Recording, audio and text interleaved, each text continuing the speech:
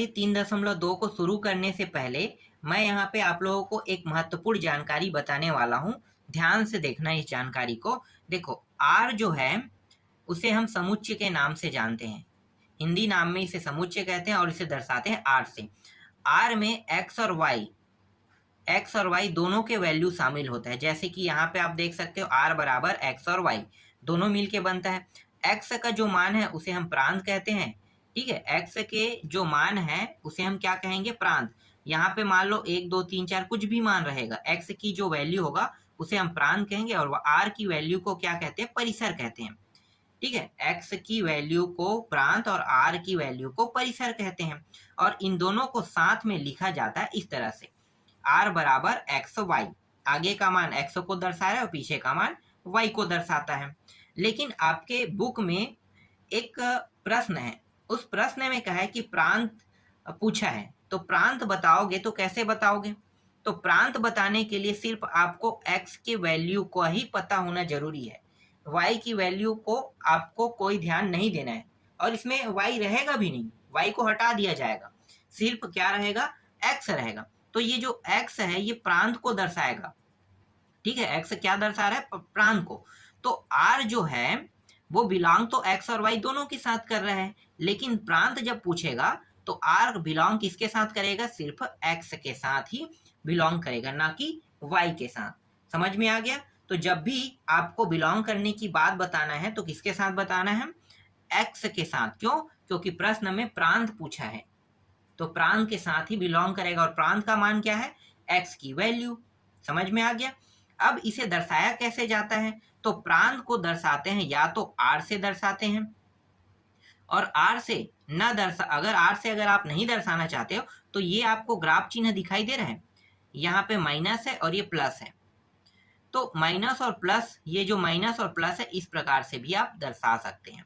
Are को देखो, प्रांत का अगर उत्तर आपको लिखना है कि प्रांत अगर आपको लिखना है कोई मान प्रांत है या नहीं, तो प्रांत बताने के लिए आप सिर्फ आर बस लिख सकते हो, और आर अगर नहीं लिखना चाहते हो तो इसके स्थान पे माइनस इन्फिनिटी से प्लस इन्फिनिटी भी लिख सकते हो। तो चलो, अगर आपको अभी अच्छे से समझ में नहीं आया है तो प्रश्नावली के प्रश्न में आपको और अच्छे से समझ में आ जाएगा। तो शुरू करते हैं प्रश्नावली के प्रश्न को। तो देखो, प्रश्नावली 3.2 का पहला प्रश्न है, निम्नलिखित वास्तविक फलनों के लिए प्रांत ज्ञात कीजिए। प्रांत ज्ञात करना है। इसमें पहला प्रश्न क्या दिया है भाई? देखो, पहला प्रश्न दिया है एफ एक्स दिया है और एफ एक्स बराबर 2x प्लस 1, ये दिया हुआ है। अब मुझे क्या बताना है? यहाँ पे प्रांत बताना है प्रश्न में।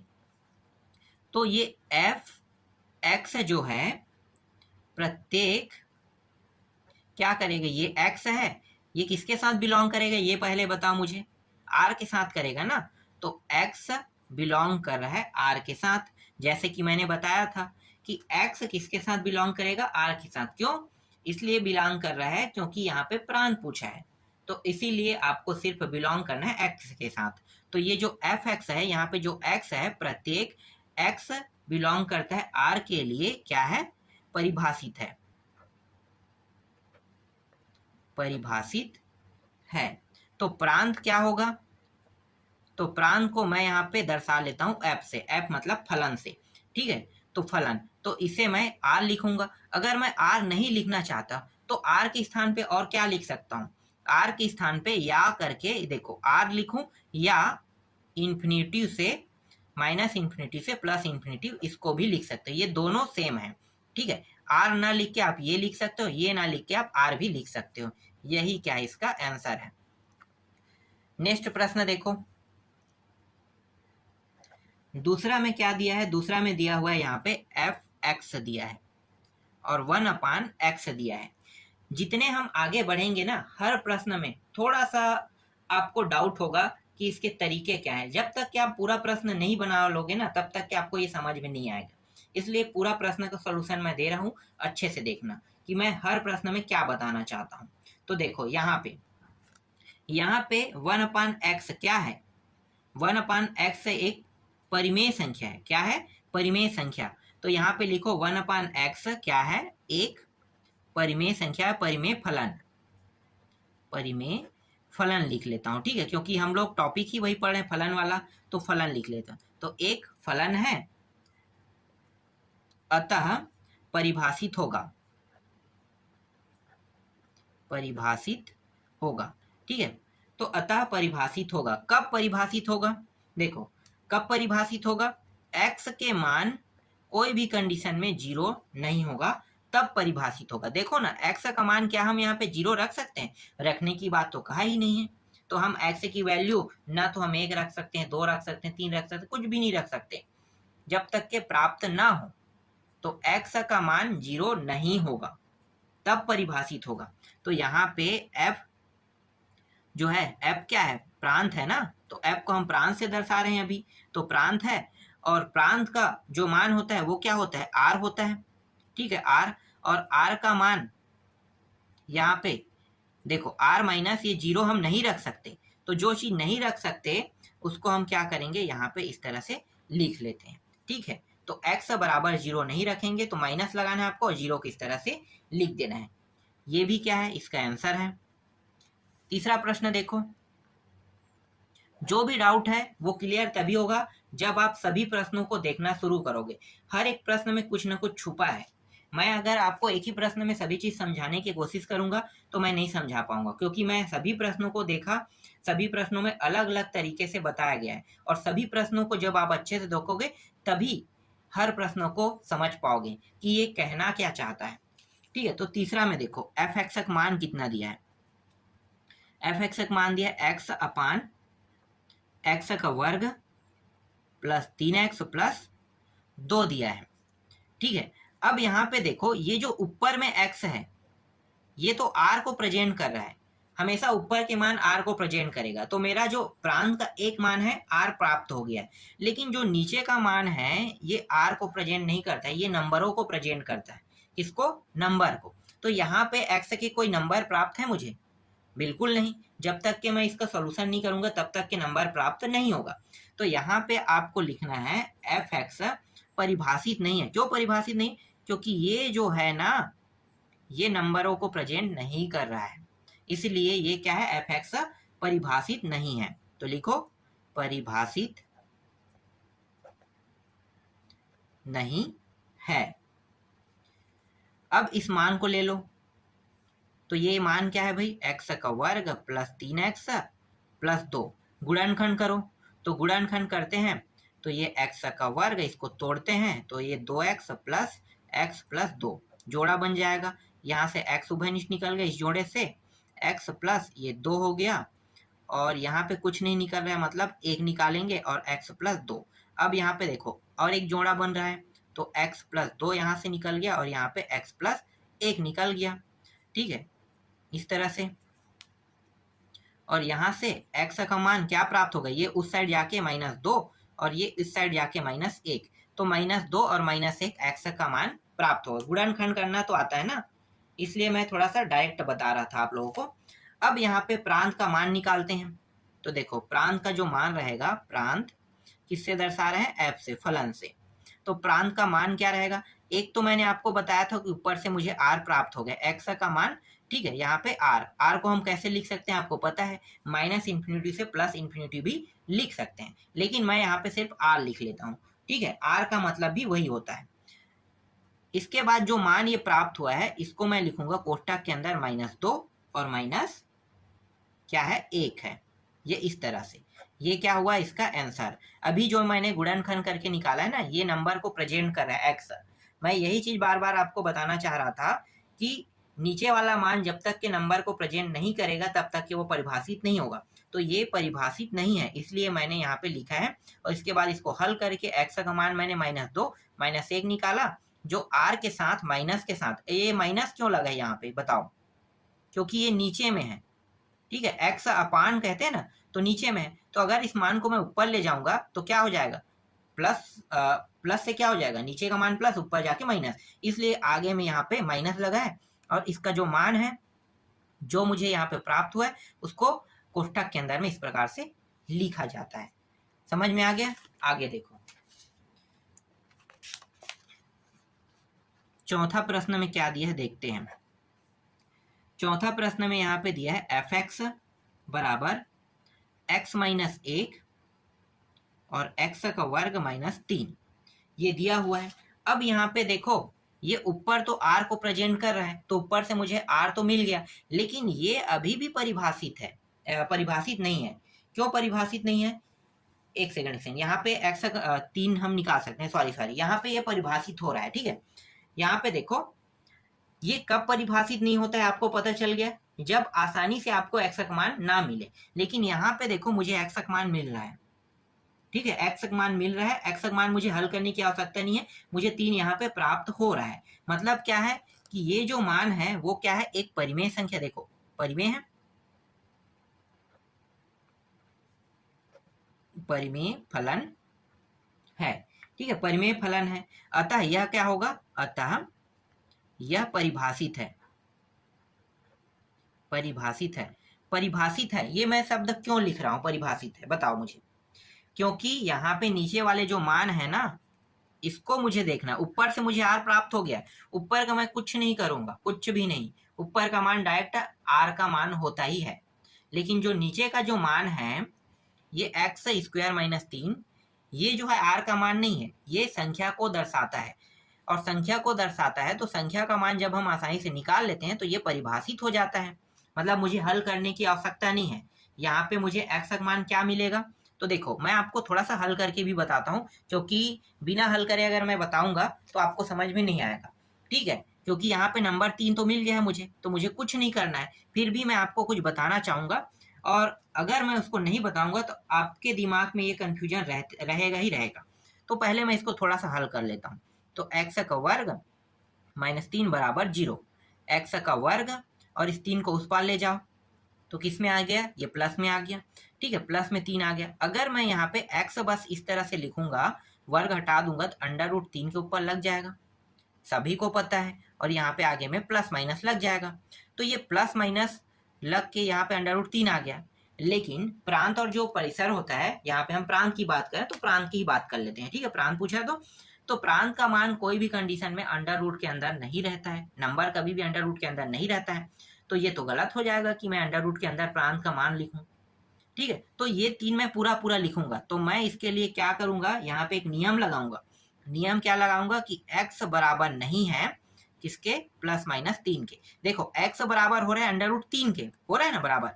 तो अगर मैं अंडर रूट हटा के इस तरह से इसे क्रॉस कर देता हूं तो ये बराबर होगा क्या, डेफिनेटली नहीं होगा, क्योंकि ओरिजिनल मान तो ये है, ये क्या है, बस अंडर रूट हटा रहा हूं इसलिए यहाँ पे बराबर नहीं है, लिखना पड़ेगा। समझ में आ गया, ठीक। और यहाँ पे ये प्लस माइनस है, इसका मतलब ऊपर से जो r का मान निकला है, यहाँ पे प्रांत लिखो, प्रांत बराबर ऊपर क्या है, r है। और नीचे का मान के बाद क्या करते हैं, ये नीचे में इसलिए इसके जगह में माइनस लगाते हैं। और यहाँ पे प्लस माइनस मतलब 2 मान होगा, एक मान प्लस में रहेगा और एक मान माइनस में। तो 3 प्लस में रख लेते हैं और 3 को माइनस में रख लेते हैं, एक को और एक को प्लस। इस तरह से ये क्या है, इसका आंसर है। समझ में आ गया। अभी मैंने आपको जो समझाया वो समझ में आया कि यहाँ पे क्रॉस क्यों किया। यहाँ पे देखो, ये अभी क्रॉस नहीं है, यहाँ पे जैसे ही मैं यहाँ से अंडर रूट बस को हटाता हूँ तब मुझे क्या करना पड़ रहा है, क्रॉस करना पड़ रहा है कि x का मान कोई भी कंडीशन में 3 प्राप्त नहीं होगा, जो अंडर रूट के अंदर नहीं है वो वाला 3 प्राप्त नहीं होगा, क्योंकि ओरिजिनल ये है, ये तो सिर्फ क्या है, भ्रम है, इसे हम भ्रम कहते हैं, ठीक है। तो भ्रम है तो भ्रम को बताना पड़ेगा, तो इस तरह से क्रॉस कर देना है आपको, ठीक है। आगे और ऐसे प्रश्न होंगे तो मैं आपको और बताऊंगा अच्छे से। चलो आगे बढ़ते हैं 5वां प्रश्न में। 5वां प्रश्न में क्या दिया है, यहाँ पे दिया है f(x) दिया है और f(x) का मान दिया है 2x माइनस 3 और नीचे में यहाँ पे x का वर्ग माइनस 3x प्लस 2। क्या यहाँ पे आपको नीचे वाले जो मान देखो, यहाँ पे x का वर्ग माइनस 3x प्लस 2, इसका मान आपको पता है? बिल्कुल नहीं, यह परिभाषित नहीं है। क्यों परिभाषित नहीं है? क्योंकि इसका मान मुझे पता नहीं है। अगर पता होता तो ये परिभाषित होता, तो पता नहीं है तो क्या है, ये परिभाषित नहीं है। तो लिख सकते हो यहाँ पे, तो f(x) क्या है, परिभाषित नहीं है, ठीक है, परिभाषित नहीं है। तो इसके मान को क्या करेंगे, निकालेंगे। तो ये जो मान है नीचे वाला, इसका मान निकाल लेते हैं। तो x का वर्ग माइनस 3x प्लस 2 बराबर 0। तो x का वर्ग, इसको 2 हिस्सों में तोड़ो, तो यहाँ पे माइनस 2x और माइनस एक्स प्लस 2 बराबर 0, जोड़ा बन जाएगा। तो यहाँ पे एक्स बाहर निकल गया, एक्स बचा और यहाँ पे 2 बचेगा। यहाँ पे माइनस बाहर निकालेंगे और एक को भी, ठीक, कुछ नहीं मतलब एक निकलेगा, तो अंदर में एक्स माइनस 2, इस तरह से 0, तो एक्स माइनस 2 और यहाँ पे एक्स माइनस 1 प्राप्त हो गया इस तरह से। तो यहाँ पे देखो एक्स का मान एक तो माइनस 2 और माइनस 1 यहाँ पे प्राप्त हो गया। अब ये परिभाषित हो रहा है, ठीक है। एक्स का मान जब तक के नहीं पाएंगे तब तक के क्या है कि वो परिभाषित नहीं है, और जब निकाल लेंगे तब क्या होगा, परिभाषित होगा, ठीक है। तो परिभाषित नहीं है जब आप इस तरह से लिखोगे तो आपको क्या करना है, इसको पूरा सॉल्यूशन करके इस तरह से एक्स के दोनों वैल्यू को क्या करना है, निकाल लेना है। और ये ऊपर का मान आर को प्रदर्शित करता है, ठीक है। ऊपर वाले को कुछ नहीं करेंगे, अगर ऊपर वाले में एक्स मौजूद है तो ये आर को ही क्या करेगा, प्रेजेंट करेगा। अगर एक्स मौजूद नहीं है तब आगे प्रश्न है, इससे रिलेटेड मैं आगे बताऊंगा, ठीक है। तो अभी तो यहाँ पे देखो इसके साथ एक्स जुड़ा हुआ है, किसी के साथ जुड़ा हुआ हो, आर है मतलब। तो यहाँ पे प्रांत क्या निकला, प्रांत एफ जो है इसका मान आ गया आर, और नीचे में होने के कारण माइनस, और इसके इन दोनों का मान माइनस में है तो ये रहा -2, इस तरह से आपको लिखना है, ठीक है। तो ये इसका क्या है, आंसर है। समझ में आ गया? एक सेकंड, ये माइनस में नहीं होगा, दोनों प्लस में होगा, ठीक है। इसको उस पार ले जाएंगे तो ये प्लस, ये भी प्लस, ठीक है, प्लस में होगा, तो ये दोनों मान किस में आ जाएगा, प्लस में आ जाएगा। नेक्स्ट देखो, अब छठवा देखो, छठवा प्रश्न में क्या है, एफ एक्स दिया हुआ है। एफ एक्स का मान है यहाँ पे एक्स का वर्ग प्लस 3x प्लस 5, ये है, और नीचे में एक्स का वर्ग माइनस 5x प्लस 4, ठीक है। ये ऊपर में देखो x मौजूद है, मतलब ये r को प्रेजेंट करेगा।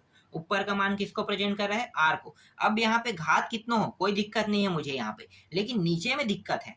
नीचे में दिक्कत क्या है कि इसका मान मुझे निकालना पड़ेगा, मुझे पता नहीं है इसका मान।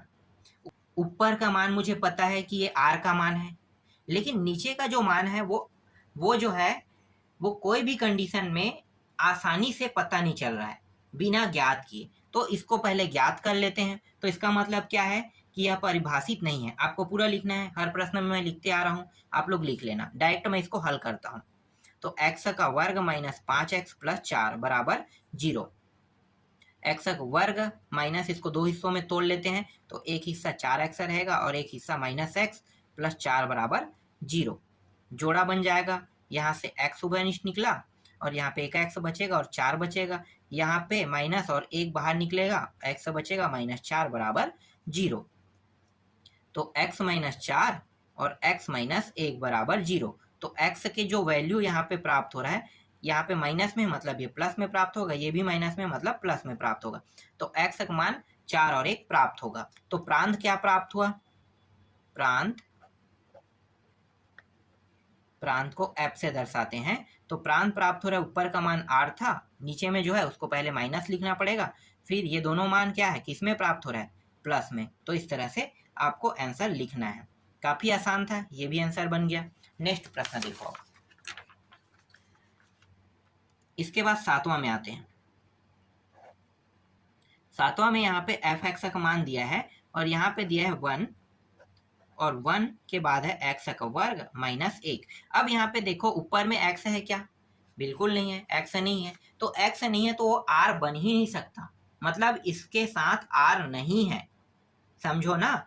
x में क्या है, r नहीं है। अब क्यों r नहीं है, क्योंकि यहाँ पे अगर ऊपर में x रहता तब ये r बनता, और ऊपर में नंबर है तो नंबर जो है r को नहीं दर्शाता है। नंबर जो है कोई भी कंडीशन में r को नहीं दर्शाता है। मैंने आपको पहले ही बताया था इस तरह से चित्र में x और y, ये रहा r जो है इसको दर्शा रहा है, x को, ना कि नंबर को, एक को नहीं दर्शा रहा है।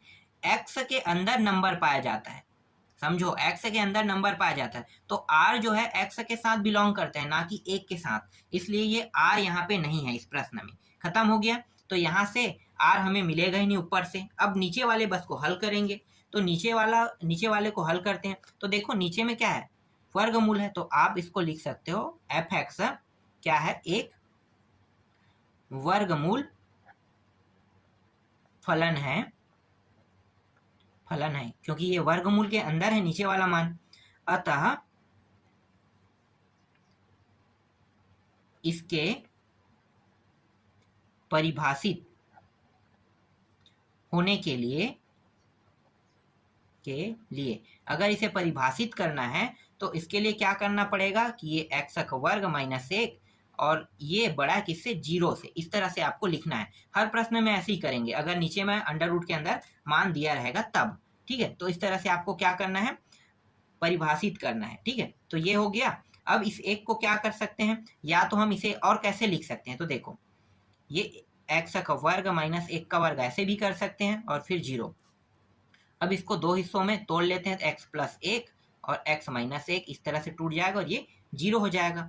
अब यहाँ पे देखो, यहाँ पे जो एक्स का जो मान प्राप्त होगा, ठीक है, एक मान किस में प्राप्त हो रहा है, एक्स का मान ये प्लस है, मतलब ये माइनस में आएगा। ठीक है, किस में आएगा, माइनस में। एक सेकंड नीचे में लिखता हूँ, एक्स बराबर ये माइनस में प्राप्त होगा और ये माइनस है, इसका मतलब ये प्लस में प्राप्त होगा। अब मैं यहाँ पे एक ग्राफ बना लेता हूँ, मतलब एक चिन्ह खींच लेता हूँ। ठीक है, ये वाला, इसे हम कहते हैं माइनस इन्फिनिटी और इसे हम कहते हैं प्लस इन्फिनिटी। ठीक है, ये 0 वाला बिंदु पॉइंट है, ये 1 है, तो एक जो है माइनस वाले लाइन को कहते हैं और यहाँ पे एक जो है ये प्लस वाले लाइन को। तो देखो +1 और -1, तो ये दोनों मान एक साथ लिखेंगे और इन दोनों मान को एक साथ लिखेंगे। क्यों, क्योंकि ये दोनों माइनस को दर्शा रहे हैं और ये दोनों प्लस को दर्शा रहे हैं। ठीक है, तो अभी जो मुझे मान प्राप्त हुआ है, एक माइनस में प्राप्त हुआ है, तो -1 से माइनस इन्फिनिटी हो गया और यहाँ पे 1 से फिर प्लस इन्फिनिटी हो गया। तो ये जो है प्रांत का मान बन गया। क्या बन गया, प्रांत का मान। तो लिखो प्रांत f बराबर r नहीं रहेगा। क्यों नहीं रहेगा, मैंने बता दिया है, r को हटा दिए हैं। अब r हटाने के बाद बचा क्या है, इनको लिख लेते हैं। तो ये माइनस इन्फिनिटी और एक है -1 और यहाँ पे प्लस वाले में क्या प्राप्त हुआ है, तो प्लस वाले में प्राप्त हुआ है मुझे 1 और यहाँ पे इन्फिनिटी। और ये यूनियन दोनों जुड़ा हुआ है इसके साथ, अलग नहीं है, अलग नहीं है, दोनों क्या है, जुड़ा हुआ है। ठीक है, यहाँ पे ये दोनों जुड़ा हुआ है क्योंकि ये एक ही रेखा में प्राप्त हो रहा है, तो यूनियन, इसलिए यहाँ पे आपको क्या करना है, यहाँ पे यूनियन लगा देना है। ये रहा इसका आंसर। नेक्स्ट देखो, इसके बाद कौन सा प्रश्न है, 8वां है ना। 8वां प्रश्न में देखो, 8वां प्रश्न में क्या दिया, f(x) दिया है। ठीक है, f(x). अब यहाँ पे दिया है x का वर्ग -4x + 4, इस तरह से दिया हुआ है। ठीक है, तो इसका अगर मैं आंसर लिखना चाहूँ ना, तो मैं डायरेक्ट यहाँ पे लिख सकता हूँ प्रांत f बराबर r, सीधा, ये डायरेक्ट आंसर है और कुछ नहीं करना है आपको, ये आप लिख सकते हो।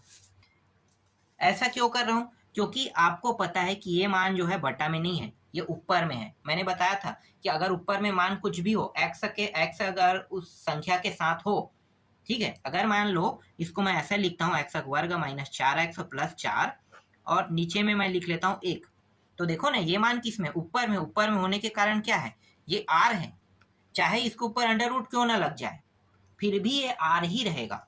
इसीलिए प्रांत का जो मान है वो कितना रहेगा, r रहेगा। और अगर आप इसको हल करना चाहो तो हल भी कर सकते हो, आप इस तरह से हल कर लो। यहाँ पे ये दोनों किसका वर्ग होता है भाई, x - 2 का वर्ग होता है, ये रहा। अब वर्ग होने के कारण क्या हो गया, अंडर रूट से बाहर आ गया, तो ये रहा, इस तरह से बाहर आ गया x - 2, तो बन गया ना x - 2। ठीक है, तो ये x - 2 बन गया, तो x - 2 क्या होता है यहाँ पे, चलो इस तरह से लिख लेना आप पूरा बना के। ठीक है, तो x - 2, तो ये हो जाएगा r। ठीक है, r। अब यहाँ पे मैं आपको एक चिन्ह में बता देता हूँ, और एक चीज मैं आपको समझाना चाहता था। ठीक है, ये माइनस और ये प्लस, अभी जो मान प्राप्त हुआ है किस में प्राप्त हुआ है, प्लस में प्राप्त हुआ है, तो मुझे ये वाला मान लेना है। किसको लेना है, ये वाला। ठीक है, लेकिन आपको ऐसा कुछ नहीं करना है, ये माइनस और ये प्लस। ठीक है, तो यहाँ पे x का मान कितना प्राप्त है, 2 प्राप्त है, तो इस तरह से हम लेते हैं। लेकिन यहाँ पे ये ऊपर में मान है, इसलिए आपको क्या करना होगा, इसके स्थान पे इन दोनों को लेना होता है। ऊपर के लिए ही ये यूज होता है, नीचे के लिए होता है ना, तो हम ये वाला मान लेते हैं। ठीक है, ये वाला आंसर होता है इसका, लेकिन ये ऊपर में है इसलिए आपको डायरेक्ट r लेना है, क्योंकि r जो है बिलोंग करता है। या आप r ना लिख के इस तरह से भी इसे लिख सकते हो, ये दोनों सेम है। समझ में आ गया। आगे देखो, अब इसके बाद 9वां प्रश्न देखते हैं।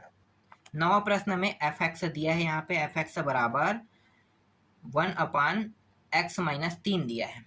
अब x माइनस 3 दिया है तो ये भी क्या है, एक वर्गमूल है। अगर इसे मुझे परिभाषित करना है तो परिभाषित होने के लिए क्या नियम लगेगा, पता है आपको, x माइनस 3 इस तरह से बड़ा का निशान इधर लगेगा।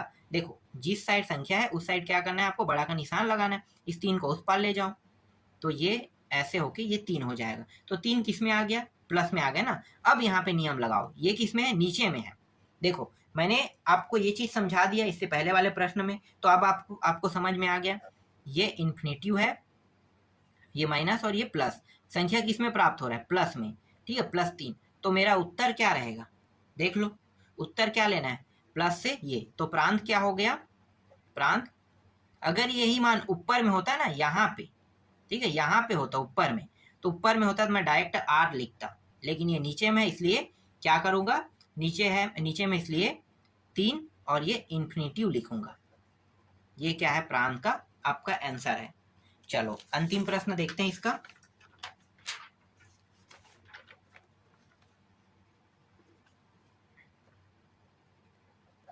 दसवां प्रश्न में क्या दिया है, f(x) दिया है। देखो f(x) बराबर यहाँ पे x का 3 घात दिया है। अब इसका आंसर क्या होगा, कुछ मतलब नहीं है, मुझे बताने की आवश्यकता नहीं है। ये एक बहुपद फलन है, सभी मानों के लिए परिभाषित होगा, ये तो सबको पता है क्योंकि x ऊपर में दिया है। मैं इसको बार बार आपको समझा रहा था, तो आप डायरेक्ट लिख दो ना भाई, f मतलब यहाँ पे प्रांत बराबर क्या है, r, या आप इसको लिख सकते हैं माइनस इन्फिनेटिव से प्लस इन्फिनेटिव। ये रहा इसका आंसर, डायरेक्ट लिख दो। मैंने बताया था कि कोई भी मान ऊपर में है तो उसका डायरेक्ट मान होता है r होता है, सीधी सी बात है। इस तरह से आपके प्रश्न क्रमांक 1 में जितने भी प्रश्न थे वो पूरा कंप्लीट हो गया।